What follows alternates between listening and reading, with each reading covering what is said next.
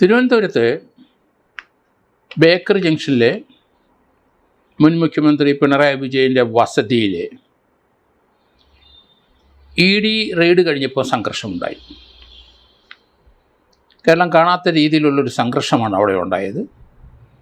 അതുവരെ അണികളെയൊക്കെ നേതാക്കന്മാർ അവർ തടഞ്ഞു നിർത്തി കൺട്രോൾ ചെയ്തു പോയി. ഇടയ്ക്ക് റെയ്ഡ് 4-5 മണിക്കൂർ കഴിഞ്ഞപ്പോൾ അവിടെ SFI DFIയുടെ ഒരു ബാച്ച് എവിടുന്നോ വന്ന് അവരതിനകത്ത് തള്ളിക്കയറാൻ നോക്കി. EDയുടെ സംരക്ഷണത്തിനായി 8 CRP ഉദ്യോഗസ്ഥരുണ്ട്. അവർ തോക്ക് ലോഡ് ചെയ്ത് ആ ഗേറ്റിൻ്റെ അകത്ത് നിൽക്കുന്ന നമുക്ക് കാണാം. 4 വനിതകളും 4 പുരുഷന്മാരുമായിരുന്നു. ആ റെയ്ഡ് നടക്കുന്നത് വീടിനുള്ളിലാണ്. അവിടെ വെളുപ്പിന് 5 മണിക്ക് ED ഉദ്യോഗസ്ഥന്മാർ അവിടെ എത്തി. പിണറായി വിജയനെ വിളിച്ച് എഴുന്നേൽപ്പിച്ചു. ഉറക്കത്തിലായിരുന്നു അദ്ദേഹം. ഭാര്യയും മകളുടെയും സ്റ്റേറ്റ്മെൻറ്റുകൾ റെക്കോർഡ് വളരെ വിശദമായി മകളുടെ സ്റ്റേറ്റ്മെൻറ്റ്, വീണയുടെ സ്റ്റേറ്റ്മെൻറ്റ് അവർ റെക്കോർഡ് ചെയ്തു. 7-8 മണിക്കൂർ കഴിഞ്ഞ് അവർ പുറത്തു പോകാൻ നേരത്ത് സംഘർഷമുണ്ടായി. അതിനു മുമ്പ് ചെരുപ്പും കല്ലുകളും കുപ്പികളുമൊക്കെ ആ ഗേറ്റിനകത്തേക്ക് CRP നിൽക്കുന്നിടത്തേക്ക് SFI DYFI CPM പ്രവർത്തകർ വലിച്ചെറിഞ്ഞു. അത് നേതാക്കന്മാരെ ഇടപെട്ടൊക്കെ അല്പം ശാന്തമാക്കി. എങ്കിലും പിണറായി വിജയൻ എന്ന പ്രതിപക്ഷ നേതാവ് താമസിക്കുന്ന വീട്ടിലേക്കാണ് നിങ്ങൾ കല്ലും കുപ്പിയും കമ്പുമൊക്കെ പിറക്കി എറിയുന്നത് എന്ന് നേതാക്കന്മാർ പറഞ്ഞ് മനസ്സിലാക്കി അവരെ സമാധാനപ്പെടുത്തി വിട്ടു. അവിടെ നിന്ന് ED ജീവനക്കാർ അവർ വന്ന 3 കാറിലേക്ക് കയറാൻ ശ്രമിക്കുന്ന സമയത്ത് കാർ അവിടെ നിന്ന് തിരിക്കുന്നതിന് മുമ്പ് കാറിൻ്റെ ചില്ലുകളെല്ലാം അടിച്ചു പൊട്ടിച്ചു. 3 കാറിലെയും ചില്ലുകൾ അടിച്ചു പൊട്ടിച്ചു. CRPയിലെ ഒരു വനിതാ ഉദ്യോഗസ്ഥയ്ക്ക് പരിക്കുണ്ട്. ഒരു ED ജീവനക്കാരന് പരിക്കുണ്ട്. ആ കാറിലെ ഡ്രൈവറായ ഒരാൾക്ക് കണ്ണിന് പരിക്കുണ്ട്. ആ 3 കാറിലെയും ചില്ലുകൾ, ഗ്ലാസുകൾ നിശേഷം അടിച്ച് തകർക്കുന്ന കാണാം നമുക്ക്. വാഹനത്തിന് കാര്യമായ നഷ്ടം വന്നു. ഒരാളുടെ കണ്ണിന് പരിക്കുണ്ട്. ചില്ല് തറച്ചതാണെന്ന് തോന്നുന്നു, തെറിച്ചു വന്ന്. ഡൽഹിയിലെ കേജ്രിവാളിൻ്റെ സമയത്ത് ഇതുപോലെ പ്രതിഷേധമൊക്കെ അവിടെയും കേജ്രിവാളിനെ അറസ്റ്റ് ചെയ്തപ്പോൾ ED അറസ്റ്റ് ചെയ്തപ്പോൾ പ്രതിഷേധങ്ങളൊക്കെ ഉണ്ടായി. അദ്ദേഹം കുറച്ച് മാസം ജയിലിൽ കിടന്നിട്ടൊക്കെ പുറത്തു വന്നു. പക്ഷേ ഈ രീതിയിലുള്ള ഒരു അക്രമം അവിടെ ഉണ്ടായില്ല.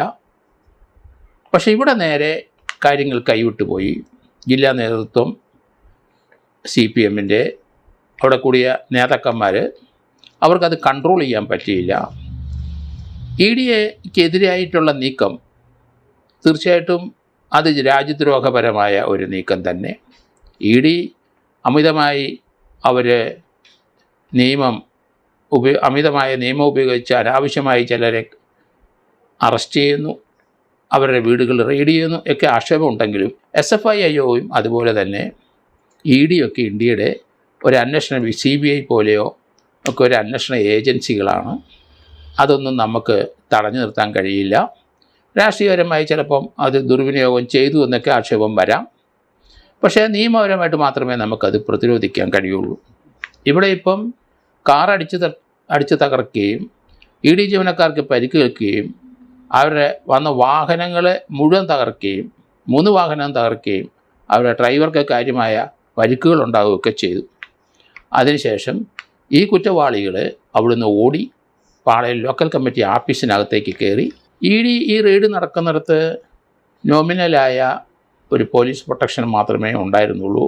അതേ കേരള പോലീസ് കൊടുത്തുള്ളൂ. കേരള പോലീസിൻ്റെ ഇൻഫോം ചെയ്തിട്ടല്ല ഒരു റെയ്ഡിന് വന്ന വിവരം അറിഞ്ഞപ്പോൾ നോമിനലായിട്ട് കുറേ ആൾക്കാരെ, പോലീസ് ഉദ്യോഗസ്ഥരെ അവിടെ പ്രൊട്ടക്ഷന് വേണ്ടി അയച്ചു. ഈ ക്രൗഡിനെ കൺട്രോൾ ചെയ്യാൻ സഫീഷ്യൻ്റായ പോലീസ് അവിടെ ഇല്ലായിരുന്നു. പക്ഷേ അവിടെ സമാധാന ലംഘനം ഉണ്ടാകാതെ നോക്കേണ്ടത് പോലീസിൻ്റെ മാത്രം ഉത്തരവാദിത്തമല്ല, ഇവിടുത്തെ ജില്ലാ CPM നേതാക്കന്മാരും കൂടെയാണ്. MA ബേബിയുടെ നേതൃത്വത്തിൽ അവിടെ ശക്തമായ പ്രതിഷേധം ഉണ്ടായി. MA ബേബിയെ ബലം പ്രയോഗിച്ച് ഇപ്പം അറസ്റ്റ് ചെയ്തിട്ടുണ്ട്. ആ കാർ അടിച്ചു പൊട്ടിക്കുന്നതും മറ്റും നമുക്ക് ദൃശ്യത്തിൽ കൂടെ ആരാണ് അടിച്ചു പൊട്ടിക്കുന്നതെന്ന് ആളെ നമുക്ക് വ്യക്തമായി കാണാൻ പറ്റുന്നുണ്ട്. അവരെല്ലാം അറസ്റ്റിലാവും. അതോടൊപ്പം ഇതിൻ്റെ ലീഡർഷിപ്പ് കൊടുത്ത ജില്ലാ നേതാക്കന്മാർക്കും തീർച്ചയായിട്ടും അവരും പ്രതികളാവും. ഇടിക്ക് ഈ കേസിലെ പ്രതികളെ ഡൽഹിയിലേക്ക് വരുത്താം, അവിടെ തീഹാർ ജയിലിൽ റിമാൻഡ് ചെയ്യാം. കാരണം ഓൾ ഇന്ത്യ ജൂറിസ്ഡിക്ഷൻ ഉള്ളതാണ് EDയും അതുപോലെ SFIയും. റീജിയനായിട്ട് അവർക്ക് നടപടി എടുക്കാമെങ്കിലും ഓൾ ഇന്ത്യ ലെവലിലുള്ള ഒരു സംഭവം ഇപ്പോൾ ഉണ്ടായി. MA ബേബിയെ അറസ്റ്റ് ചെയ്തിട്ടുണ്ട്. അപ്പം CPM ഒരു സ്ഥലത്ത് മാത്രം, ഒരു ജില്ലയിൽ ഒരു പർട്ടിക്കുലർ സ്പോട്ടിലല്ല EDക്കെതിരായി രാജ്യവ്യാപകമായി അവർ പ്രതിഷേധം രേഖപ്പെടുത്തി വയലൻസ് ഉപയോഗിച്ചു. അവരുടെ പല കാറുകളും അടിച്ചു തകർത്ത് അവരുടെ ED ജീവനക്കാർക്ക് പരിക്കേൽപ്പിച്ചു കഴിഞ്ഞാൽ അത് ഡൽഹിയിൽ വേണമെങ്കിലും കേസെടുക്കാം. ഡൽഹി കേസെടുത്തു കഴിഞ്ഞാൽ ഇവിടുത്തെ പ്രതികളെ ഡൽഹി കൊണ്ടുപോയി അവിടെ തീഹാർ ജയിലിൽ റിമാൻഡും ചെയ്യാം. കാര്യങ്ങൾ കൈവിട്ടു പോകുകയാണ്. പക്ഷേ സ്റ്റാലിനും അതുപോലെ തന്നെ ആം ആദ്മി പാർട്ടി നേതാക്കന്മാരുമൊക്കെ ED ദുരുപയോഗം ചെയ്യുന്ന കാര്യത്തെപ്പറ്റി ഇപ്പം പ്രതിഷേധം രേഖപ്പെടുത്തിയതായിട്ട് കാണുന്നുണ്ട്. എന്തായാലും മാർക്സിസ്റ്റ് പാർട്ടി കഴിഞ്ഞ 10 വർഷം കേരളം ഭരിച്ചപ്പം ഇവിടെ സമാധാനപരമായിരുന്നു. റോഡൊക്കെ കുട്ടികളുടെ ശല്യമില്ലായിരുന്നു. SFI DYFI ഒന്നും പുറത്തിറങ്ങിയില്ല. അതുകൊണ്ട് വളരെ സമാധാനപരമായ ഒരു അന്തരീക്ഷം കേരളത്തിലുണ്ടായിരുന്നു. പക്ഷേ ഇപ്പം കാര്യങ്ങൾ മാറി. ഭരണം മാറിയതിൻ്റെ പിറ്റേ ദിവസം മുതൽ കൊടി പിടിച്ച് വീണ്ടും രംഗത്ത് വന്നു. അന്തരീക്ഷം കലുഷിതമാണ്. എല്ലാ ജില്ലകളിലും പ്രതിഷേധം തുടങ്ങി. അത് കേരള ജനത ഇനി അംഗീകരിക്കില്ല. ജനസി ഒന്നും ഇനി അംഗീകരിക്കത്തില്ല. ഈ വയലൻസ്, അതുപോലെ അക്രമം കാണിക്കുന്ന വിദ്യാർത്ഥി സംഘടനകളെയും അവരുടെ പാർട്ടി നേതാക്കന്മാരെയും കേരളം ഒരിക്കലും അംഗീകരിക്കത്തില്ല. ഇനി മാനസികമായി കേരളത്തിലെ ആൾക്കാരുടെ അവരുടെ നിലപാടുകൾ മാറിയിട്ടുണ്ട്. അന്ധമായിട്ട് പാർട്ടിയെ വിശ്വസിക്കത്തില്ല. സമാധാന ലംഘനം നടത്തിക്കൊണ്ട് സ്ഥിരമായിട്ട് വയലൻസ് കാണിക്കുന്ന കുറ്റവാളികളായ രാഷ്ട്രീയക്കാരെ കേരളം പുറന്തള്ളും. അവരാരും ഇതിനോട് യോജിക്കില്ല. അതുകൊണ്ട് CPM കേരളത്തിലെ ഇപ്പം ശക്തി കുറഞ്ഞ ഒരു രാഷ്ട്രീയ പാർട്ടിയാണ്. അത് അപ്രത്യക്ഷമാകാതെ നോക്കേണ്ടത് അതിൻ്റെ നേതാക്കന്മാരുടെ ഉത്തരവാദിത്തമാണ്. കാരണം ബംഗാളിലെ നമുക്കറിയാം CPM അപ്രത്യക്ഷമായി, ത്രിപുരയിൽ നിന്നും പോയി കഴിഞ്ഞു. ഇനി അത് അവിടെ തിരിച്ചു വരില്ല. അതേ ഗതിയിലേക്ക് കേരളം പോകുന്നതിൻ്റെ ലക്ഷണമാണ് ഇപ്പോഴത്തെ ED റെയ്ഡിനെതിരായിട്ടുള്ള പ്രവർത്തനം.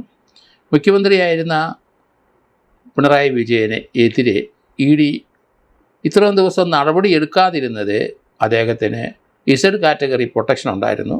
അതിപ്പം മാറി. അങ്ങനെ Z കാറ്റഗറി പ്രൊട്ടക്ഷനുള്ള ഒരാളുടെ വീട്ടിൽ ED അതുപോലെയുള്ള സെൻട്രൽ ഏജൻസികളൊന്നും റെയ്ഡ് നടത്തില്ല, അറസ്റ്റ് ഉണ്ടാവില്ല. പക്ഷേ ഇപ്പോൾ അതൊക്കെ മാറി. അദ്ദേഹത്തിന് Y കാറ്റഗറിയിലിട്ട് ആണ് അദ്ദേഹത്തിന് പ്രൊട്ടക്ഷൻ. അതുകൊണ്ട് അദ്ദേഹത്തിൻ്റെ വീട് റെയ്ഡ് ചെയ്ത് ED. അദ്ദേഹത്തിൻ്റെ ധർമ്മടത്തെ വീട്ടിൽ അവിടെ റെയ്ഡ് നടത്തി കഴിഞ്ഞപ്പം അവിടുന്ന് ഒന്നും അവർക്ക് ലഭിച്ചിട്ടില്ല EDക്ക്.